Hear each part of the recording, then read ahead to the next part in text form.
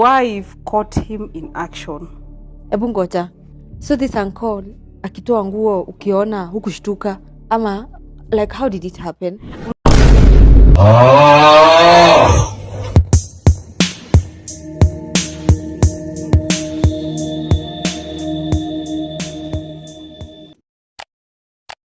Now, before we get into the business of the day, before we get into it, take a look at this. Take a look at this. Take a look at this. Take a look at this. So nikuulize, jusa umekaa Nairobi. Mwenye anakuprovidea ni Trevor juu yako na gigs. So hadi saa hii Eve yako haija make business sense. Hakuna kitu imemake. Hiyo time yote tuko tuna struggle na pesa kidogo yenye alikuwa ana get. But sasa iliendanga ikakuwa tough, almost nisahau. Venye tulifanya hii video yangu moja ikablow. Yule mwenye alikuwa amempa job pale, mwenye alikuwa anamshutia hizo mambo za YouTube nini. Watch it carefully my dear people. Nini ikakuwa noma, akafutwa, akaambiwa it's either you delete the videos ama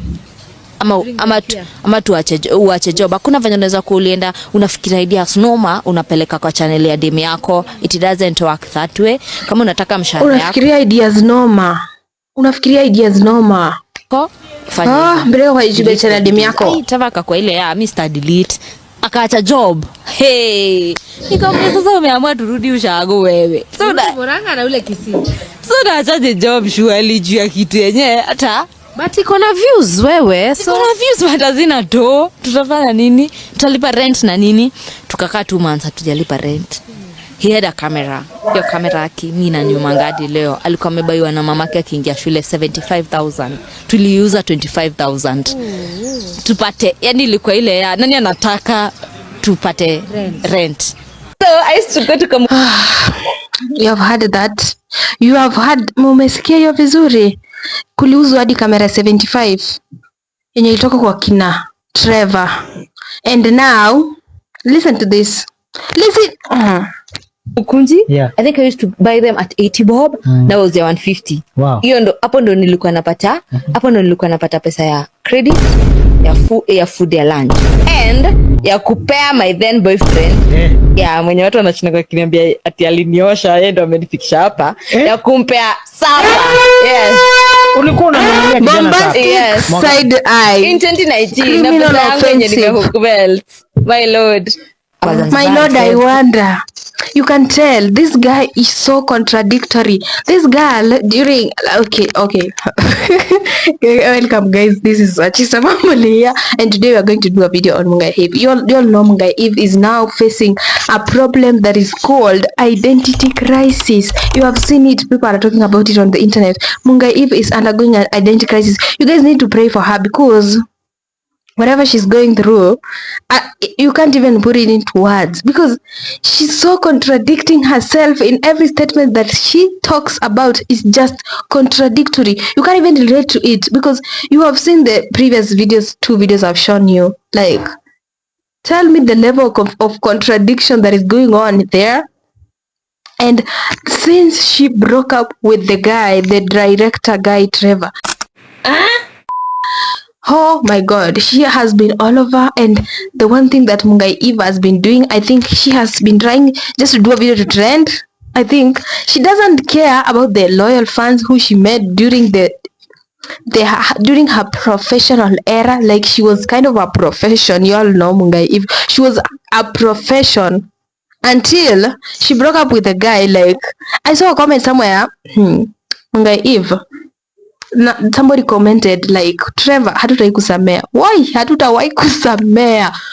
Look at what is going on now with her. Like, you know, there is this one thing about social media business. Like, if people decide, they have decided.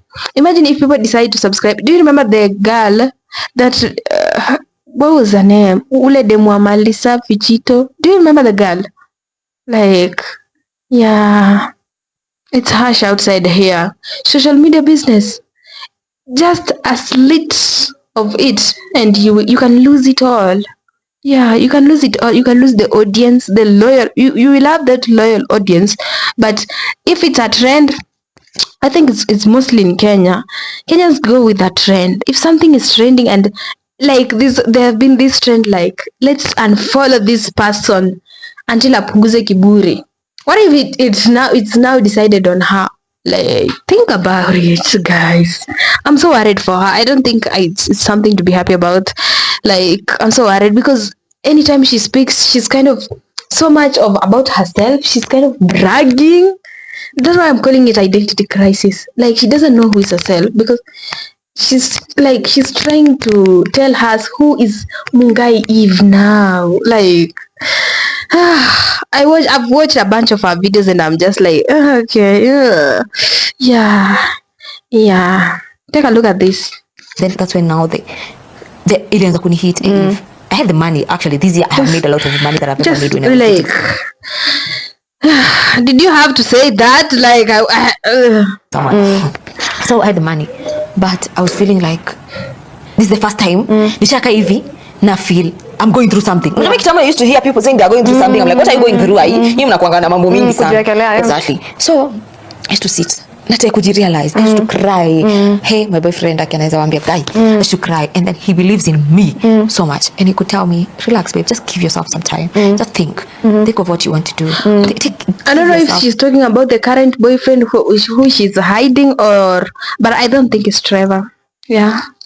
Yani, mwaka nimelearn like it's always okay to take a break. It is. When you need it, take a break. When you feel like you're not thinking, stop it. Close that laptop. Close that notebook. I remember there's a time tulikuwa tunaongea usiku. I don't know if you can remember.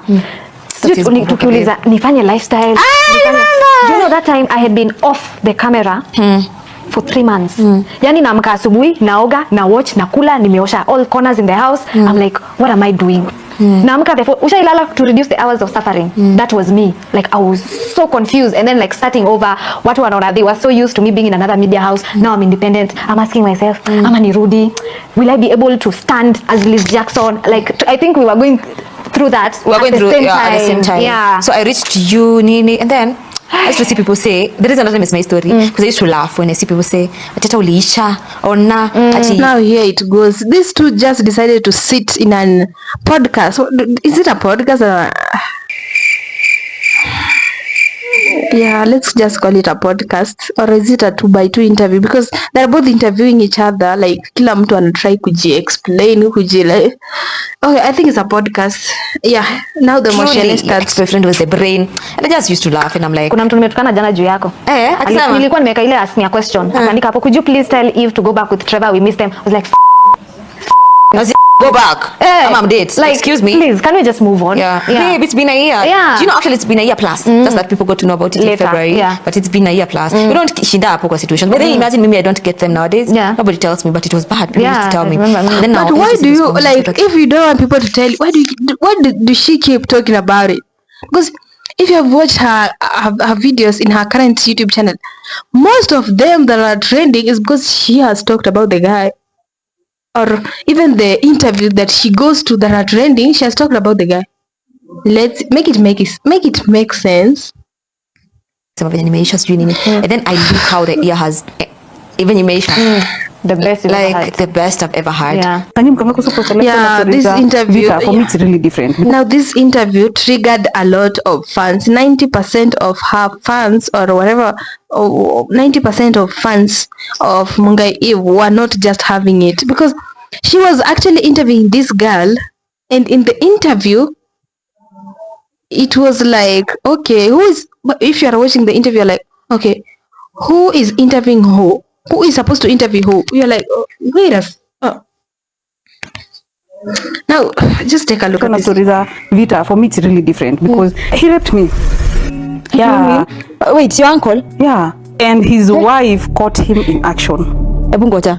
So this uncle akitoa nguo ukiona hukushtuka?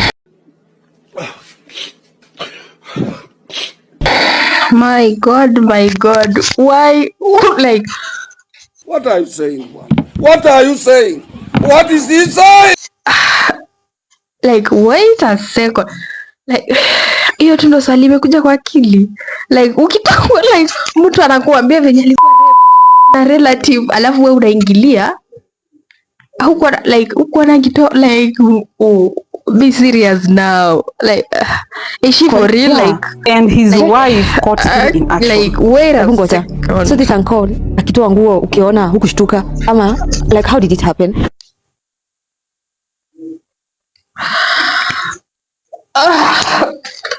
My goodness, my goodness. Imagine somebody asking you that and you are trying to unatry kufunguka like relate to your past, so you see how somebody thinks of it, and mtu anakuuliza akitoa nguo ukushtuka, like ilianza aje?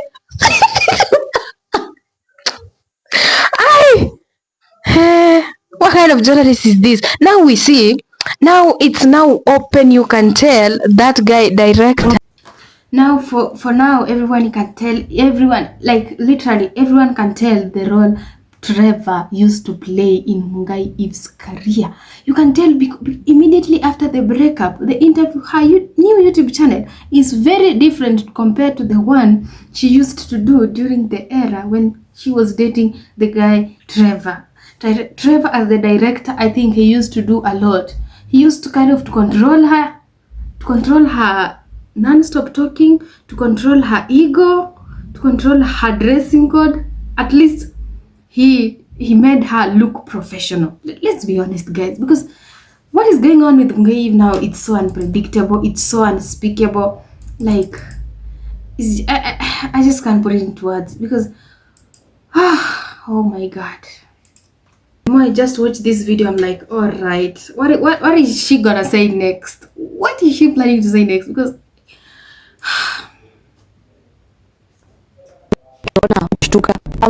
like how did it happen? I just need to replay this because Shona stories are Vita. For me, it's really different because he raped me. Yeah. Wait, your uncle? Yeah. And his wife caught him in action. Ebu ngoja. So this uncle akitoa nguo ukiona hukushtuka ama like how did it happen? Unajua alikuwa just listening to that is kind of triggering because like let's just close even Moi family. It's one of the richest families in Nakuru. So huyu uncle yako ako hai ama ako? Ako. And sitasema, but he's a very very big person in Ministry of Health. Ministry of Health? He's a doctor. When I first gave out this story through Lin Ngugi, they never spoke about this part. Nilitandikwa na nikafukuzwa. Yeah, you can tell like she's just throwing words. She's not even thinking of what kind of question is she asking. Her choices of questions are so poor. She's not being professional at all. And you guys saw the previous interview she did. I thought you saw. I think you guys saw that interview. She was just throwing words to that guy, the bonfire guy. She was just throwing words. Now here she's doing the same. Like, unaweza jiuliza mtu ati huyo anko yako akitoa nguo ukiona hukushtuka? Like, the fuck? Like, okay. You can tell everyone was so pissed off with that statement. Everyone was so done with Mungai Eve with that. And from that, comment section was firing. I saw the comment section, I was like, okay, you all saw what I saw. I thought I saw it alone. You all saw. Akitoa nguo ukiona hukushtuka? Eve. Nimeelewa mbona first year lazima kila comrade afanye communication skill. Absolutely. Very thick in every, especially in the universities, even colleges, I'm sure. If you are doing a course, they have to be this course that contains communication. Even in media, we do media and communication. Communication skills is the key point to be a journalist, even to be a teacher, to be like literally even a doctor. You need to have good communication skills because like interview skills X, Mushene skills tick. That is the point, because how dare you ask someone that is like is the level her questions are giving Mushene, like it's giving Mushene, baby girl. What your choices of question. Huyu Eve ashikwe, makosa yake tutamtafutia akiwa ndani. Ako hai ama alikufa? Ako hai ama hako? Like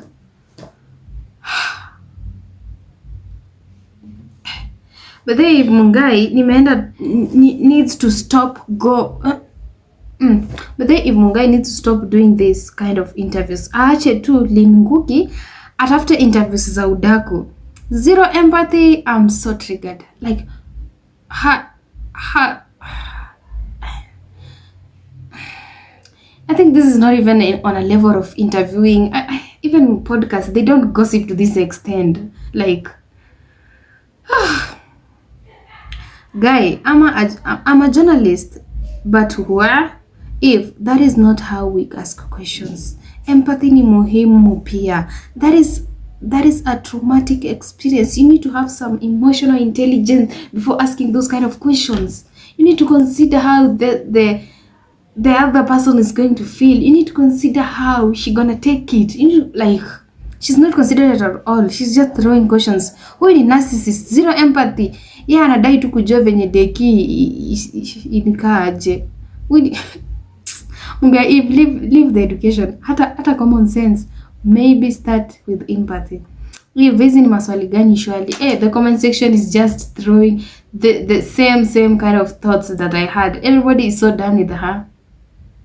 Imagine if this is how the public are talking about Mungai Eve now.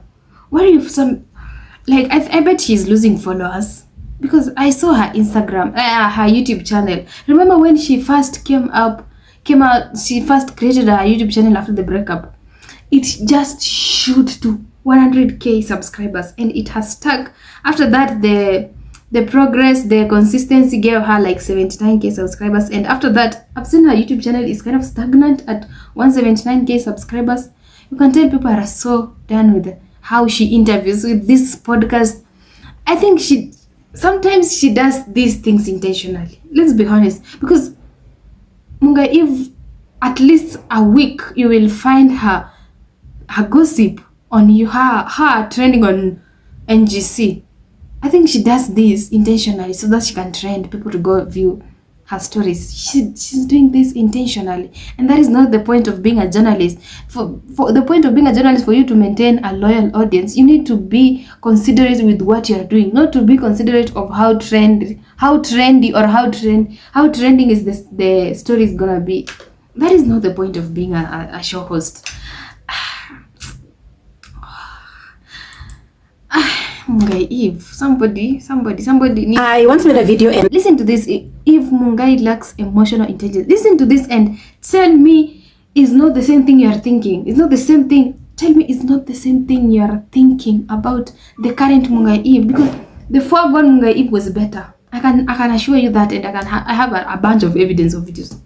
Said I don't hold Eve Mungai on any journalistic standards because I know she's not a journalist, but I have realized she's actually dumb. She's just a dumb person that is not emotionally intelligent and doesn't know how to conduct interviews. There are a lot of bloggers that are not, like journalists by profession, but when you listen to them interviewing people, you can actually tell that these people are actually intelligent. How can somebody tell you that they were assaulted when they were younger? And you go like, what do you mean? Oh my God, how old were you? And you make it about yourself and your experiences that is not half as close to this woman's experience. Do you know how traumatic it is for a child to be assaulted and they carry that pain for the rest of their lives? The least you could have done is ask if she's okay. Ask if she's okay, how she felt about the situation, how is she coping up with it, has she forgotten about it? There are many important questions to ask on that kind of situation. Why did she just choose to ask like about akitoa nguo au kushtuka, like kushutuka is the thing only that came to Mungai Eve's mind, and she has been interviewing people for like 3 years right now. Like, make it make sense. And how she's coping with it. Oh my God. Mimi. And she did not end there. Let me tell you, she did not end there. She continued bragging of how she's the one who changed the industry, the entire media industry in Kenya. She's the one who revolutionized. And wait a second. Is Mungai Eve like the owner of Kalasha Awards? Is like the way she's talking, my goodness. You will love this. Alitry kunipiga vita because unajua nilikuja nika change the industry. Like kwa interviews all over nini. wakubwa akakatanga kuniita interview zao, akasema nina ati wao ndo wamenifikisha hapo. Kwanza msanii mkubwa alisemanga hivyo, but kama kuna mtu amenisupport na sitawahi kosa kusema asante ni Eric Omondi. He's the only person who has supported. My goodness, the fans of Mungai Eve. I'm not even a fan anymore. I used to be, but I'm not. I'm admitting it. I'm not a fan. I've stepped down from Mungai Eve's fan base because we are in an interview situation where we were talking about ex assault. Like, why is she talking about how she was venye alipigwa vita, venye who supported her? It's not about you, Mungai. It's about the interviewee. What the F is going on here? My goodness. Me in this industry. Nalikuwa na kama interview zako. And more so a man without wanting to sleep with me. The rest have supported me that, but they always wanted something in return. Oh, no. Yeah, amenisupport. Generally, like, he's my G for life. So, they started kunipiga, nini, ikafika mahali sasa, nikabarikiwa, nikafika level yao. Mungai Eve should just barikiwa nikafika level yao. Mungai Eve, somebody get hold of Mungai Eve, because what is she saying? We know her story, we know her journey, we have seen it. Why is she trying to prove something, or like what is going on with her? Is she okay? Her friends, Liz Jackson, what is wrong with your whatever?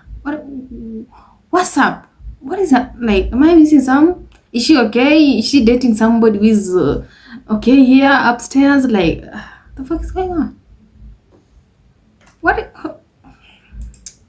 Kunipiga nini, ikafika mahali sasa nika. And I don't even want to talk much, because this is just too much to talk too much.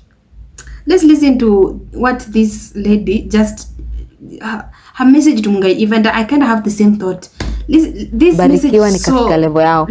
Mungai Eve should just take an episode on her YouTube channel, get someone else to interview her so that she can tell us her life story. Like, atuambie tu kila kitu, hiyo kitu imtoke. She gives us all the updates she's been meaning to give us, because we cannot be here listening and empathizing to someone's story and the traumas. Like, for real though, like they've had in their life, and Mungai Eve wants to give us a life update in the middle. It shows such lack of empathy. It's crazy, it's scary even. Like, you cannot keep comparing. Because who is she now? Because the Mungai Eve we used to could not like act this strange. It's scary, you guys. Other people's experiences to your own, they're not the same. If you call them to tell their stories, can you let them tell their stories? And this goes to Akina Lin Ngugi and the other interviewers. Please give this chick an interview so that she can talk about her life. Yeah. She gives us all the updates she thinks we need to have, so that when she do something, just go in a podcast for like 2 hours, just take a seat with Mungai Eve, tell her everything, let her speak, and don't interrupt, just let her speak, because we need to listen all about that, because we don't want to be empathetic or to listen to a certain story. We are trying to get emotional, to understand, to empathize with her, and here pops up Mungai Eve nilibarikiwa, whatever. Lin Ngugi, wherever you are, do something. Even we have this Kyoko commentator, Oga Obina, do something. You guys save your same guy, your same person in the same industry. Is interviewing other people. I've watched the Wanjiru interview. I could not even finish it. Mungai, hey, some more interview, please. Please, you guys need to do something, because whatever is going on here, I can't even put it into words. It's scary, it's confusing, it's just too much to take in, it's triggering. Like, the interview was too much to ask for. Like, and like I said, let me just listen. What are your thoughts, guys? Their comment section down there, comment, what are your thoughts? Do you think she's doing this intentionally to trend? Because she wants her stories to trend, and she's growing a YouTube channel, so we can kind of understand that she's trying to grow a YouTube channel. But do you think she's doing this intentionally, or do you guys just think she's lacking whatever it takes to be a journalist, or just a media personality? Because this is just too much. What are your thoughts? What are your thoughts? Do you think she need prayers, or is she doing this intentionally, or whatever. Just comment down below there, and remember to like, share, subscribe, and you can support our channel. We have the link in the comment section, the means to support, and also on the profile picture, on the profile bio, we have the means. See you in the next one, and peace.